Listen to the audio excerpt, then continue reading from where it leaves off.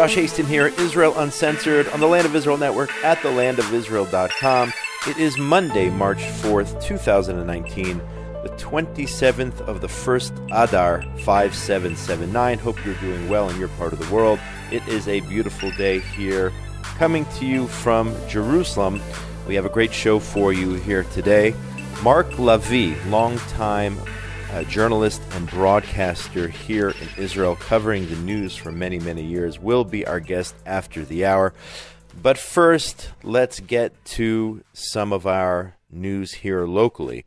Overnight, there was an attempted murder of IDF soldiers in the Binyamin area.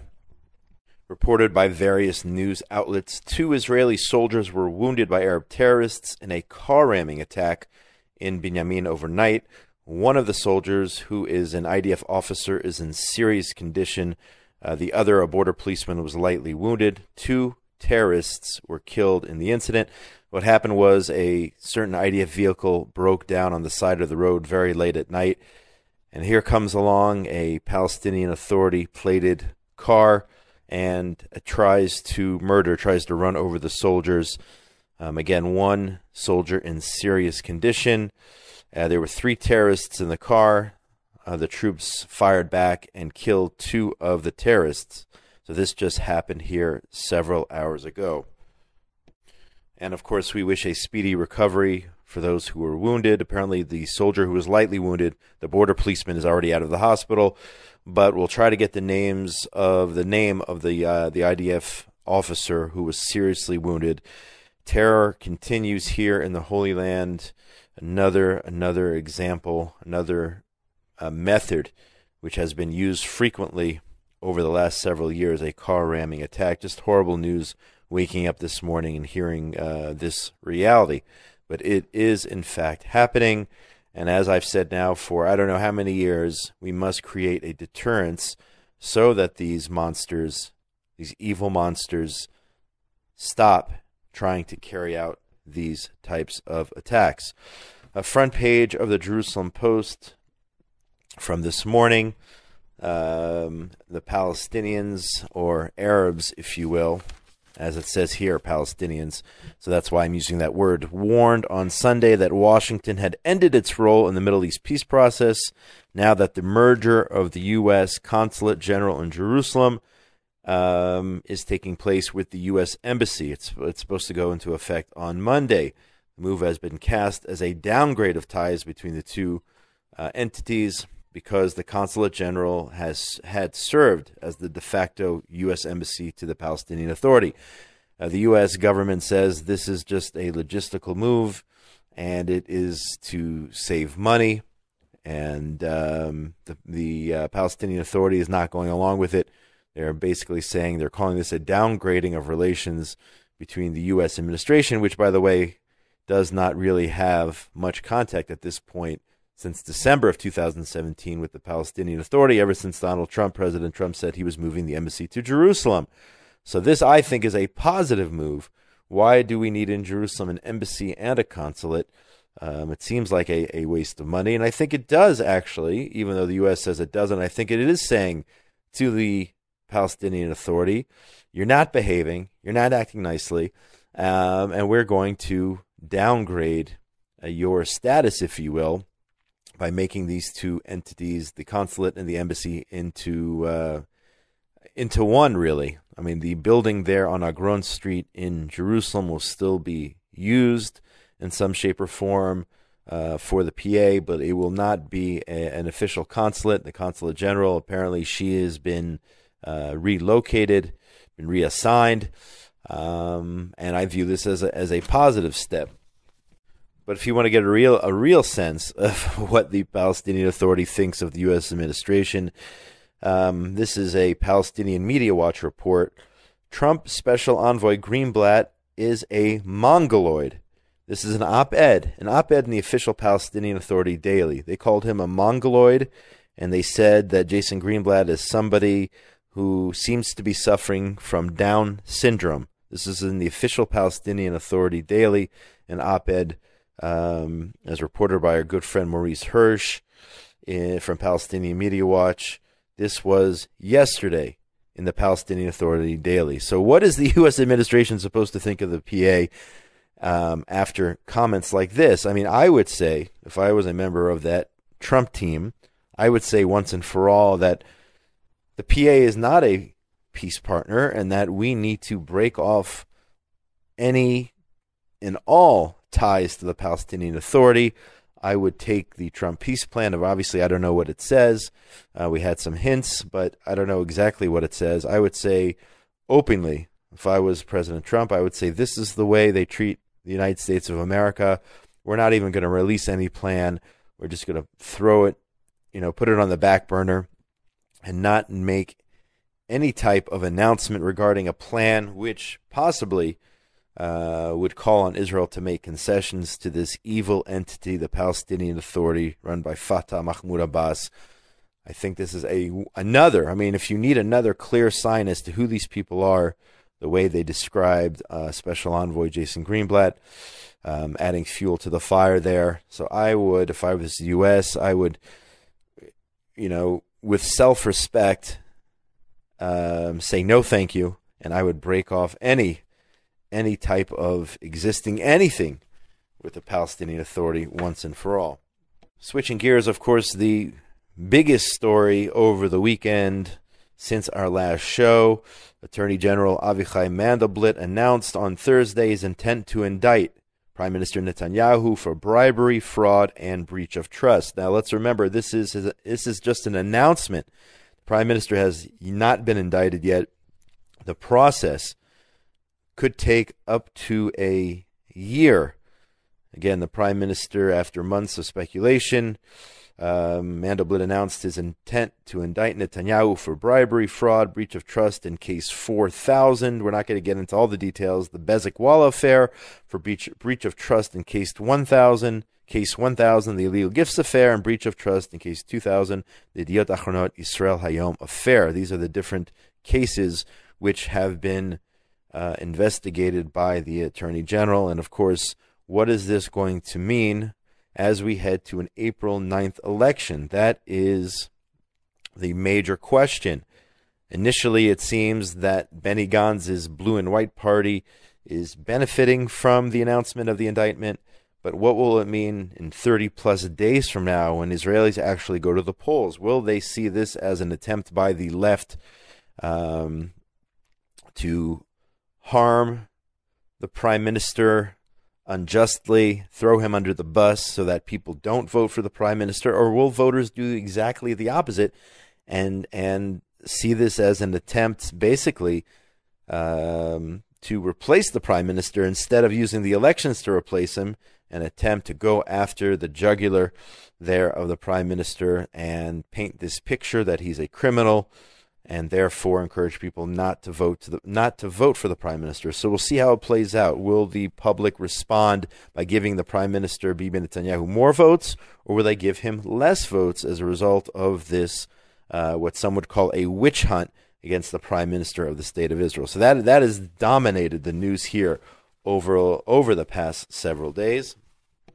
Despite that fact, the entire right-wing bloc, all the other parties who initially said that they would support Prime Minister Netanyahu, they would support him in forming a coalition after the elections, the entire right bloc, according to Lav Harkov in yesterday's J-Post, said they would be willing to join a government led by Netanyahu, despite Attorney General Mandelblit's intention to indict him.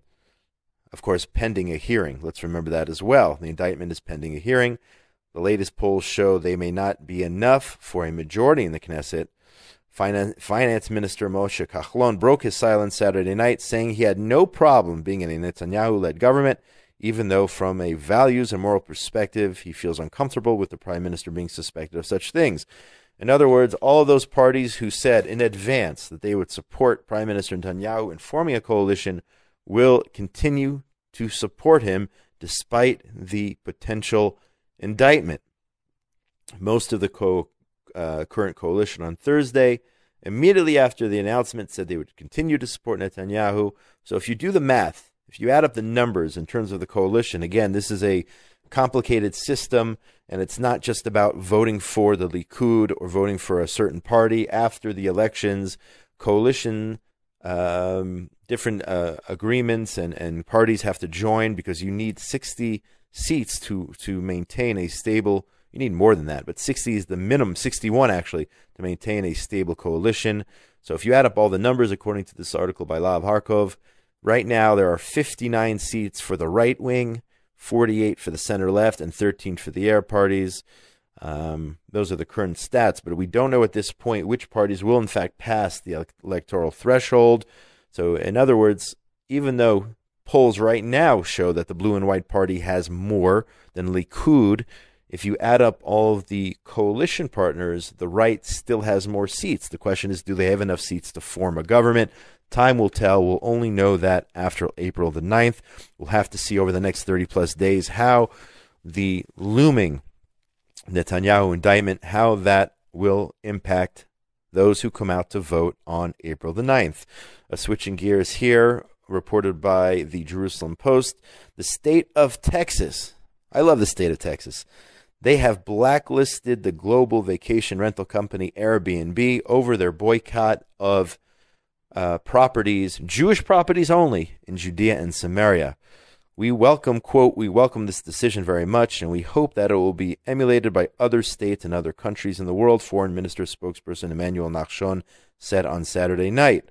On Friday, the Texas Comptroller of Public Accounts publicly updated the list of businesses on the state's list of companies that boycott Israel to include Airbnb.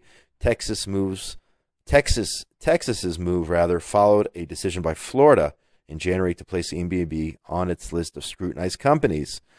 Under the Texas regulation that governs the list, should the Israel boycott continue, the state governmental entity shall sell, redeem, divest, or withdraw all publicly traded securities of the company, except securities. So bottom line, thank you, Texas, for standing up on the right side of history and making your intention clear that you are going to blacklist Airbnb because of their discriminatory policies against Jews and Jews only in a certain geographic location in Judea and Samaria. The IDF over the weekend, and again, I just heard this morning, also last night, Sunday night, struck Hamas posts in response to the terror balloons. The terror balloons from Hamas, unfortunately, are back. Multiple positions in the southern Gaza Strip were targeted on Saturday night and again on Sunday night.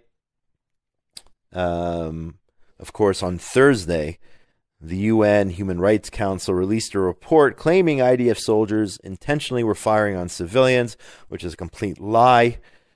And with all of the turmoil going on in places like Syria and Kashmir and other countries around the world, ISIS still on the move, and all the other things going on around the world, the UN takes time out of their busy schedule, the UN Human Rights Council, to single out the state of Israel and to lie about the facts. The IDF does not deliberately target civilians, and they accuse them of targeting journalists and medical personnel, and of course not saying a word about the fact that Hamas's goal is to infiltrate into the state of Israel with the purpose of murdering the first Jew that they see in sight. That is their goal, and Hamas gets a pass, and apparently this report, like all the other various reports throughout the UN's history, of course, referring to Zionism as racism and whatnot, this is no surprise that they decided not to condemn Hamas, but to condemn Israel and blame the IDF for the deaths down there in Gaza, not stating the obvious, that if the protesters, and I wouldn't call them protesters, I'd call them terrorists, armed terrorists, didn't show up, if they didn't show up on the Gaza border, would any of them have been killed? They would all still be alive today. Nevertheless, even small children are forced by Hamas to come to the border, knowing full well the IDF will defend the people and the citizens of the state of Israel and will do what is necessary, especially when these monsters try to infiltrate our southern border with Gaza. So the UN, a disgrace once again. One other article here that I'd like to discuss before we go to break, and then speak to Mark Lavie, longtime journalist here, who has a new book out called Why Are We Still Afraid? We'll get to that shortly. Hillel International, reported by JNS News. Hillel International tells Wake Forest Jewish students to, quote, lay low during anti-Israel week. So here you have an anti-Israel festival, a so-called Palestinian Rights Awareness Week at Wake Forest University, that's in North Carolina, and pro-Israel campus students and Hillel professionals disagree on the appropriate approach towards countering the latest installation of anti-Israel bias. Some campus activists want to fight the initiative head-on, in other words, the anti-Israel hate fest, which is going to be taking place at Wake Forest. However, Hillel professionals have been telling students there to lay low. Lay low, don't do anything. I mean, this is a disgrace, shameful. So Jews just should sit back and take the lies and the slander levied by these hateful anti-Israel, anti-Jewish organizations. They should just take it. Be quiet. Don't say a word. Don't stand up for Israel. That is the advice given by Hillel International to these students. It is shameful. In an email obtained by JNS to Wake Forest Hillel Israel Chair Philip Yurchenko, Director of Jewish Life on campus, Gail Brenton, instructed him to, quote, stay low-key, ask respectful, thoughtful, insightful questions, and to present alternative information to what is presented throughout the events. Lay low, guys. Don't ruffle any feathers. Just sit quietly. Let the haters spew their lies about Israel and let it all go down. I mean, is that the response, to be afraid? Should students on campus be afraid and hide in their dorms as the Israel haters come out in force? And this is the message that apparently Hillel, the Organization for Jewish Life on Campus, Hillel International, that's what they're telling the students there at Wake Forest. There are other organizations who are saying the opposite. ZOA, Stand With Us, and other organizations are not saying that. They're saying to come out and share the truth with the haters, or alongside the haters, so that people get a better picture of the reality here in Israel. This is embarrassing that Hillel is telling these students to lay low, don't do anything, stay in your dorm, go to class, be quiet, while these people come out and bash Israel. That's not the approach. That's not how this has to work.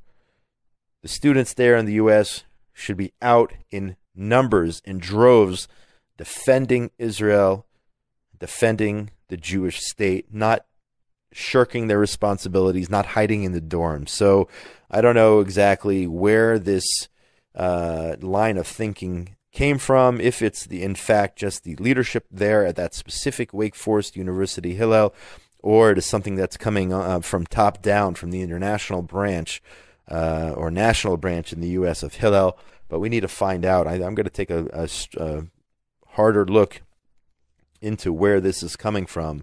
But again, JNS reporting, students there, lay low, don't ruffle any feathers, don't do anything, hang out in your dorms, be quiet, be respectful, but allow this anti-Israel hate week to go without causing a fuss.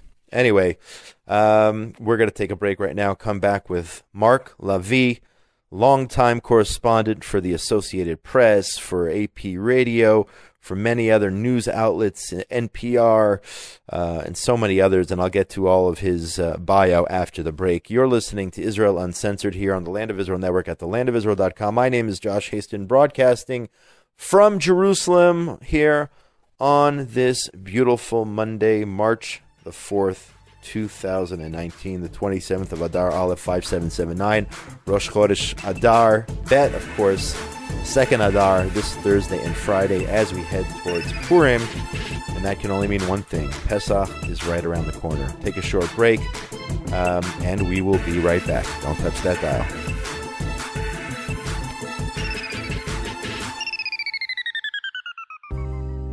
The Land of Israel Network presents the Israel-inspired retreat, Rosh Chodesh Adar Bet, a 3-night event by the Dead Sea, Thursday through Sunday, March 7th through March 10th, 2019. Spend an unforgettable Shabbat with your hosts, Ari and Shana Abramowitz, Yishai and Malka Fleischer, Jeremy and Tehila Gimpel, and special guests at the 5-star Royal Dead Sea Resort. For more information, visit our special website, thelandofisrael.travel.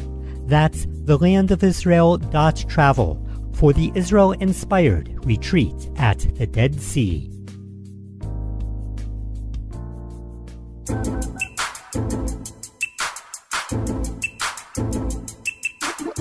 And we are back. Josh Hasten here. Israel Uncensored on the Land of Israel Network at thelandofisrael.com. It is the 4th of March, 2019.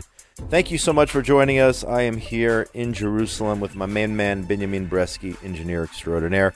Of course, without him, there is no sound, and we could not be doing these shows. We are going to go to the phone right now, and it's a true honor to speak to a fellow Hoosier. For those who may not know, a Hoosier is somebody from the greatest state in all of the United States, the state of Indiana. Mark Lavie, he has been covering the Middle East as a news correspondent here in Israel since 1972. He has an extensive resume. In 2014, he wrapped up 15 years with the Associated Press. He served as a reporter and editor for that news agency's print service, also Middle East correspondent for AP Radio and its 850 stations in North America. He's done all different types of journalism, print journalism, radio journalism, and he now has a brand new book out. It's his second book. It's called Why Are We Still Afraid? It's a personal look at 46 years of Israeli history, and it comes to a surprising conclusion, and we'll get to that in just a minute. Mark, it is truly an honor to have you here on Israel Uncensored on the Land of Israel Network at thelandofisrael.com. Josh, it's great to be talking to a fellow Hoosier. There aren't that many of us here, you know. That is absolutely true. There is probably a handful of Hoosiers here in Israel, and it's always good to talk to somebody from the wonderful state of Indiana. So let's get right to it. The book, Why Are We Still Afraid? And from what I understand, that the conclusion is upfront. Israel has enemies, that's for sure. But as you say, unlike in the 70s, according to your book, it faces no existential threats.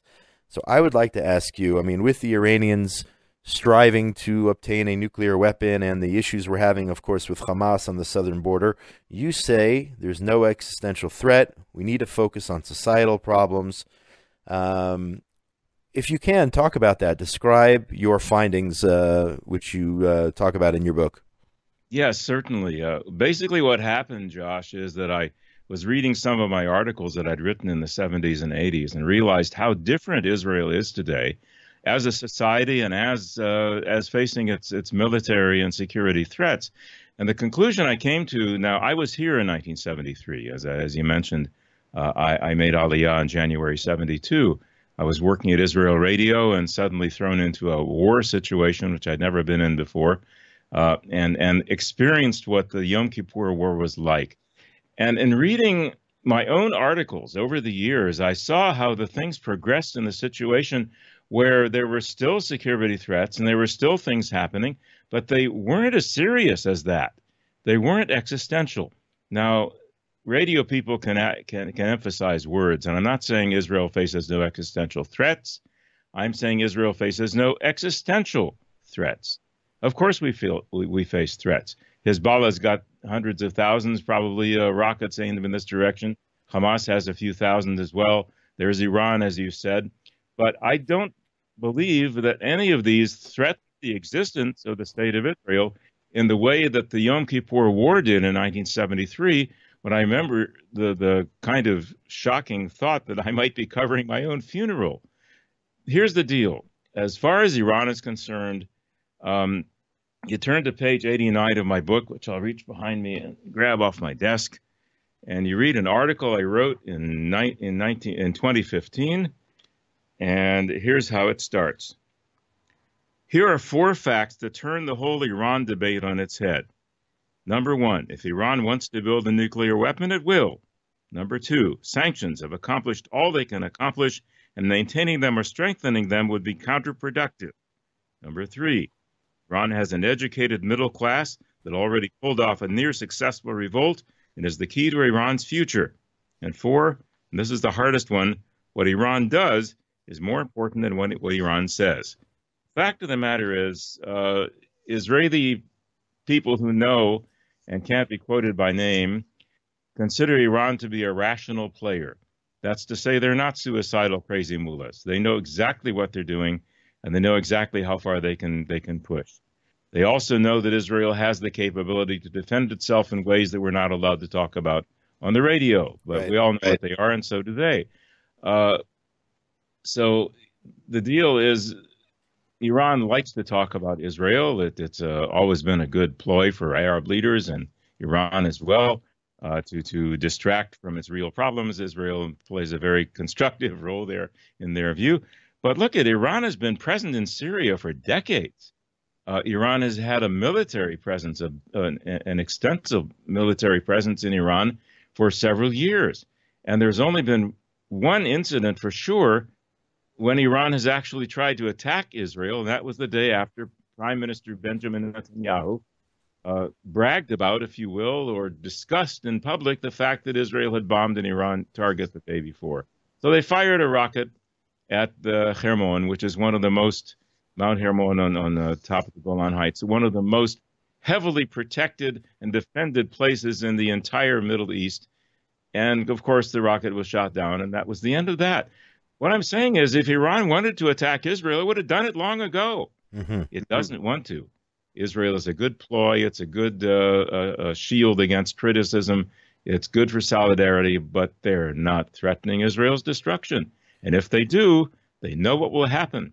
And we'll not talk about that either at this point. Hamas as well. It makes our life kind of difficult. I agree with that. I've been in the South. I've undergone all kinds of rocket attacks and things. I know what it's like there. And in the north as well, during the last Lebanon war with 4,000 rockets falling on Israel. Very, very unpleasant.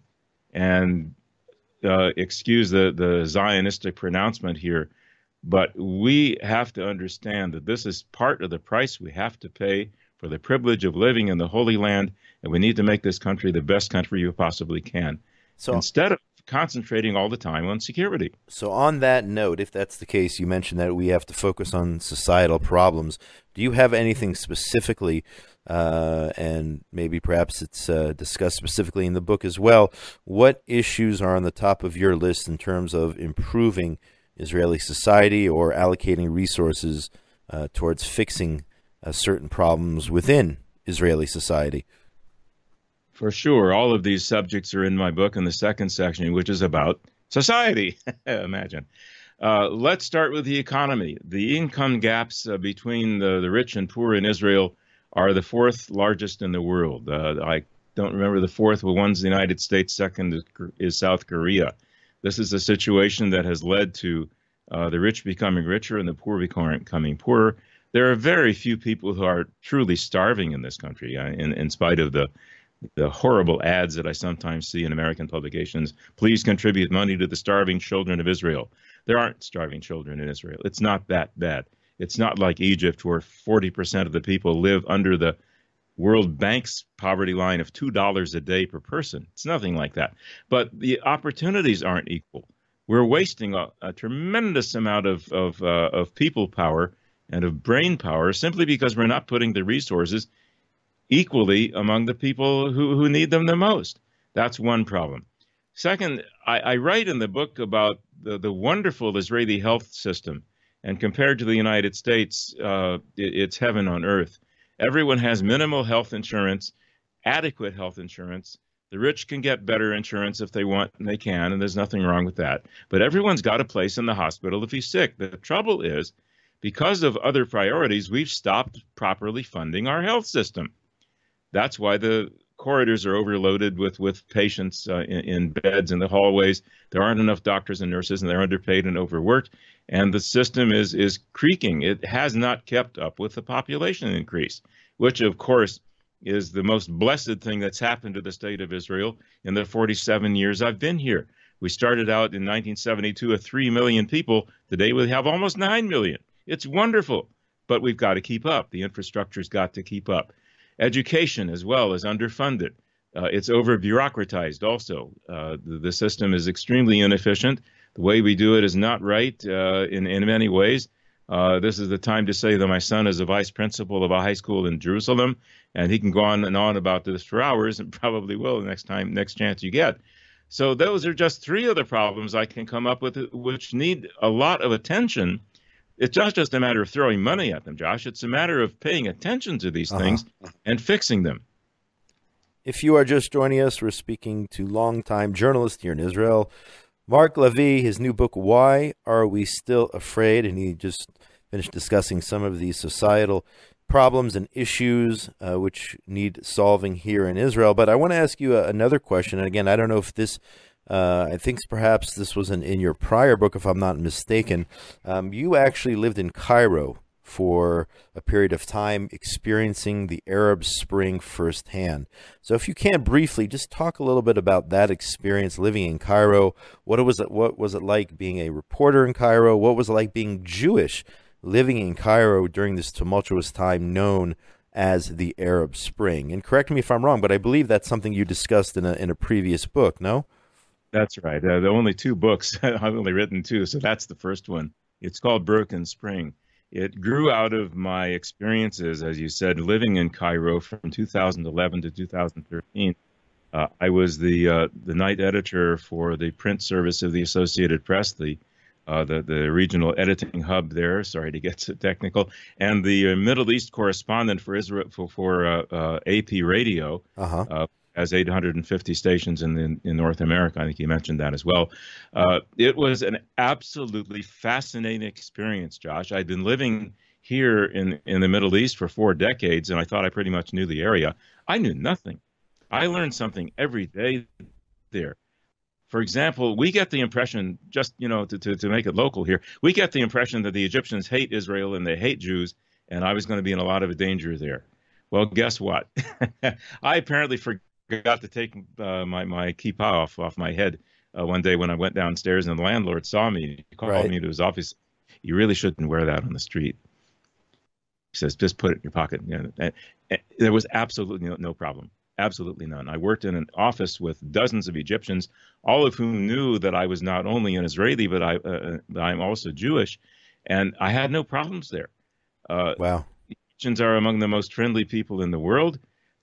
They really don't care if you're Jewish or not. And frankly, I figured it out that they do hate Israel. Of course they hate Israel. They hate Israel the way I hate broccoli. It's just not that important to them. It's part of their society. And all right, fine, I hate Israel and I go on with my day. That's really one of the main experiences I had, of course, and learning about the way an economy works in the developing world. And specifically the Egyptian economy and how people somehow make do, and how 40% of the housing in Egypt is illegal, and 60% of the economy is off the books, and these kinds of things that were just absolutely eye-opening. And of course, the distortions in the coverage of Arab Spring by the mainstream media, including my own. The only time you heard a Muslim Brotherhood got on the Associated Press was when I went and interviewed somebody and put him out there. Right. The people had no connections with the Muslim Brotherhood. Well, we may not like them, but they were the government. They were an important part of the society. They were elected to lead the government for a year before they were overthrown. And so why wouldn't a journalist go out and talk to them? So those, in a word, in a very, very brief way of summarizing 2 years and some of experiences in Egypt, are the kinds of things that I discovered there and learned there. And I came back with an entirely different understanding of the Middle East. And by the way, that's where I got some of my perceptions about Iran as well, because I was able to actually talk to people in Iran directly on the telephone, which you sure can't do from here, and get my own impressions and my own knowledge of what actually is going on there, Josh. So that book is called Broken Spring, and if people didn't catch that, they should get a copy of that as well. But turning back to your most recent, Why Are We Still Afraid? You say several other things in the book. Number one, Israel is strong but frightened today.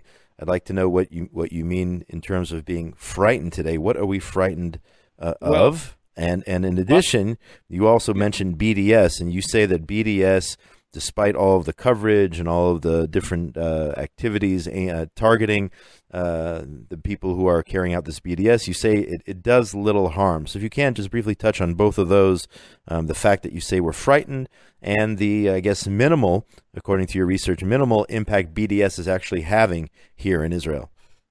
Yes, let's start from the back because they're really the same subject. BDS makes a lot of noise, and they have used the internet in the best way that possible, I think. But I did the research and found out that in the 10 years since BDS has been alive, if you can call it that, Israel's trade to Europe has tripled.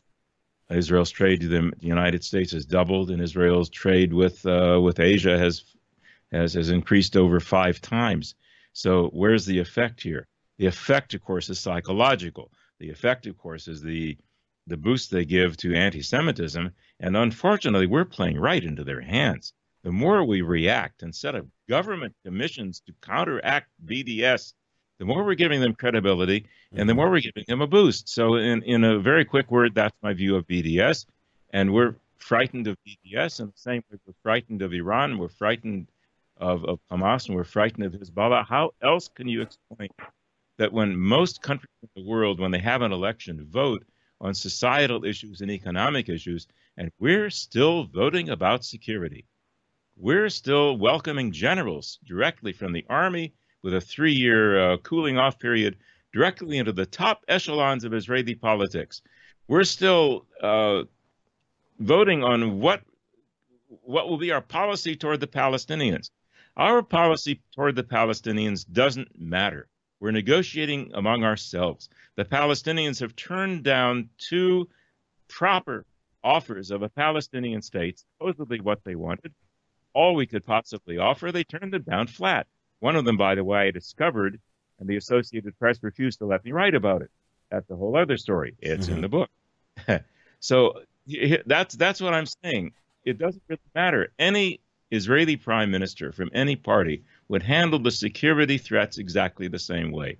We no longer have to judge people on the basis of how tough they are on Palestinians or how friendly they are with Israeli Arabs. Those aren't the issues anymore.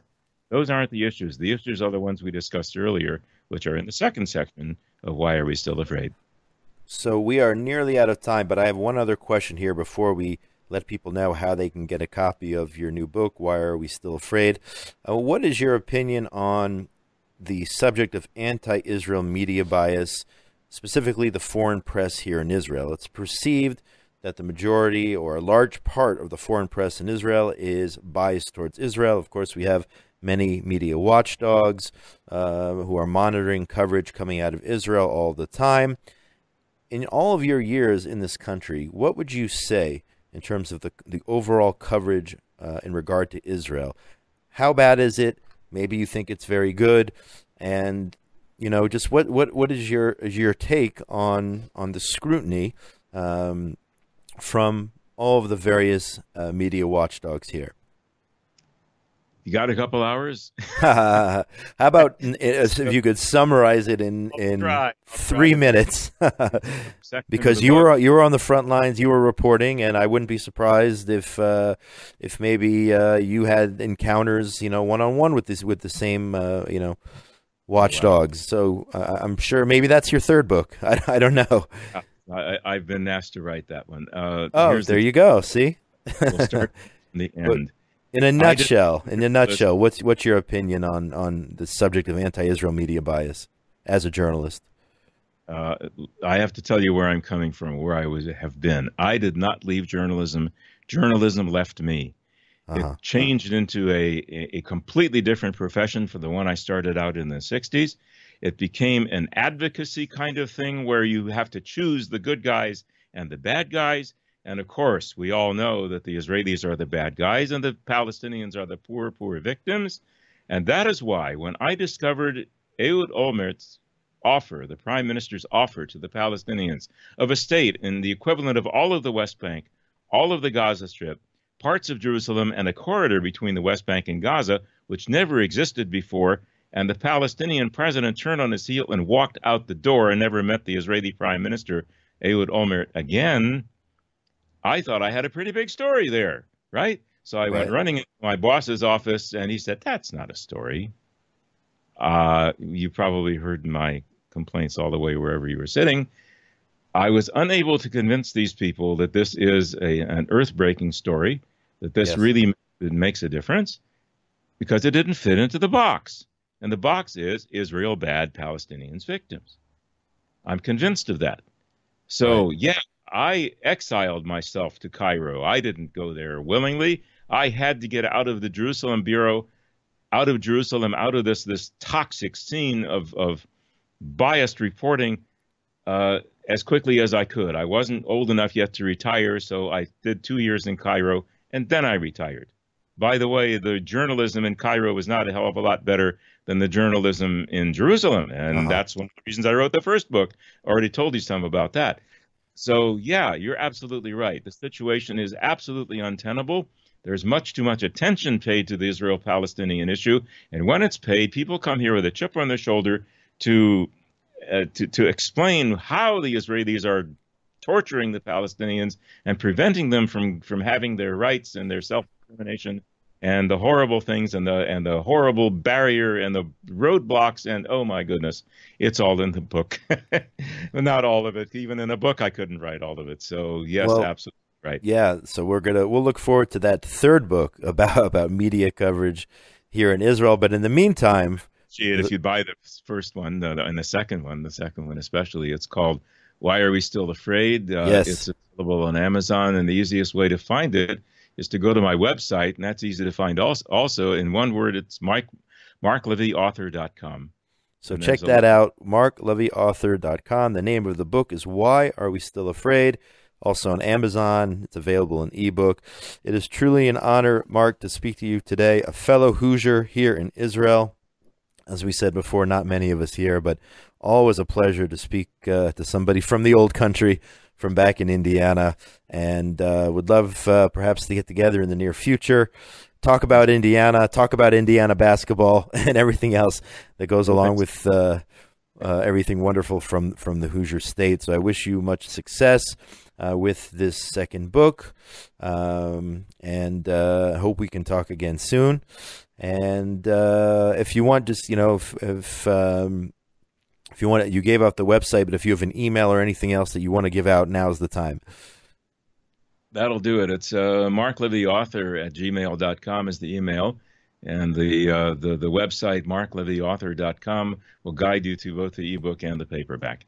Great. It's a pleasure speaking to you, and good luck. Good luck with the book. It was really fun. Thanks.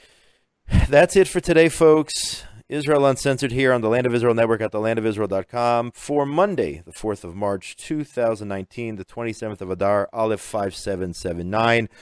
Get in touch with me during the week, Josh at thelandofisrael.com. On Facebook, check out my new page, Josh Hasten, Israel Advocacy and Journalism. On Twitter, at Josh Hasten. And as I've said before, I just started this whole new Instagram account, and I'm still learning how to use it, but it is up and running. So be in touch with me during the week. Big shout out to our engineer, producer extraordinaire, Benjamin Bresky, for all the work he does, Tabitha Epstein, to make all these shows a reality. All the other hosts here on the Land of Israel Network, go check out their shows as well.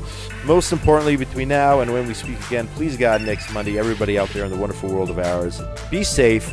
Have a great week from beautiful Jerusalem, the eternal capital of the Jewish people. All the best. The question is, why are the Jews there in the first place? The Jewish people have been yearning to return to their ancient homeland for a long time. The Yishai Fleischer Show, the voice of a new generation of pro-Israel activists. And there's only two kinds of minorities in the Middle East, armed or unarmed. Inspiring minds to think differently. That jihadism doesn't just attack Jews.